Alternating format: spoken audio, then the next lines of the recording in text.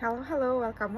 Jacqueline here again. And for today's video, ayan, gawa tayo ng video bago matulog. So, I've been working at home for almost 4 years now. So, mga 2021 ako nag-start.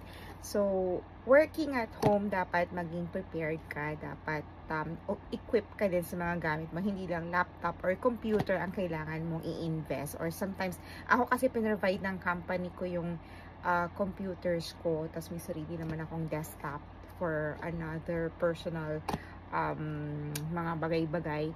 So, this one, di ko na pahabain. I have this, yung ano kasi dito naman nito, nandun na sa may ano namin, no, converged na internet. So, this is a UPS power supply, ayan siya, UPS. So, ibig sabihin, pag kinonect mo dito yung internet mo, pag nag-brown out, hindi siya mamamatay. Di ba? Usually, pag namamatay, madi-disconnect tayo. So, papaano na, di ba? Si customer, kawawa naman, hindi na natin sila ma-assist ng tama.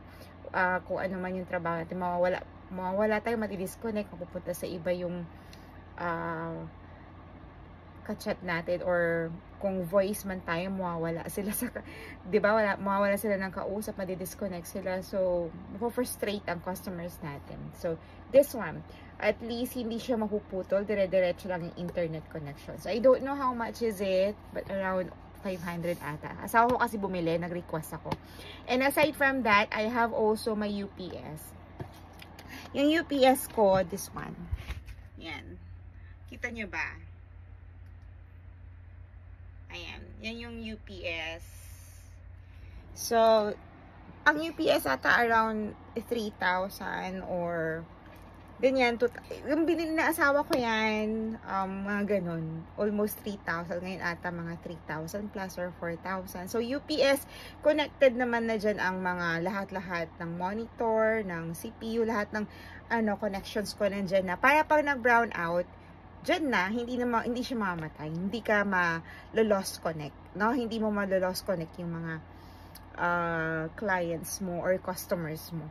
So, kasi di ba magpo 4 years na, hindi na siya nagka-function. So, syempre, kasi may battery pala yan. Nag-research kami. Kaysa bumili pa ako ng bagong UPS, bumili na lang kami ng battery niya. Yung battery, maliit lang, battery ata ng motor.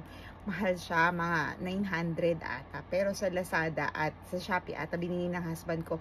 Husband ko na rin yung nagkabit. So, ayun, yung battery, hindi ko na kasi na video, gawa ng palagi tayong tulog pag umaga, pag inaayos ang asawa ko, kukwento ko na lang. So, instead of buying another set of UPS, bumili na lang kami ng battery. So, ayan, good, ang UPS good for 30 to 40 minutes. Usually, dito sa amin sa Caloocan City, ano naman siya, spark lang, lalo pag umuulan, kumukulog, doon lang ako nawawala ng power interruption. Wala pa naman akong experience na super tagal na nawala ang kuryente namin. Hindi naman tulad sa mga probinsya. So, at least, yun nga, backup, lahat kayo dapat backup. So, ang backup internet ko, yung una kong binili is Globe, yung medyo malaki. Nakatago na kasi hindi ko na ginagamit. So, prepaid lang yun. Pero, medyo mahina ang Globe dito. So, tinry ko itong Smart. Ang nagustuhan ko dito sa Smart Bro. So, Smart Bro, may SIM card din to. Smart Bro din ang bibili ninyo.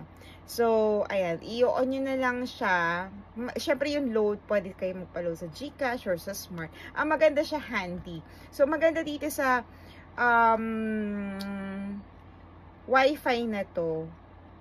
Lahat kami, pag nagbiyahe, kunwari mag-travel kami, lahat kaming pamilya nakakonect dito po, pwede. Hindi lang iisa ang di ba pag tethering sa phone, isa lang pwede mag-connect. Pwede naman dalawa, pero hihina.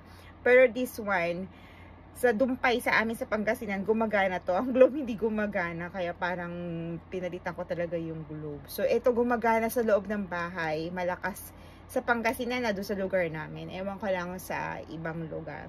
So, ito naka-backup lang nandito to. Yun nga lang wala siyang load kasi sayang paglo-loadan ko. So, just in case, ang ginagamit ko muna is yung phone ko pang pang-connect lang, tapos ito naloloadan ko na siya.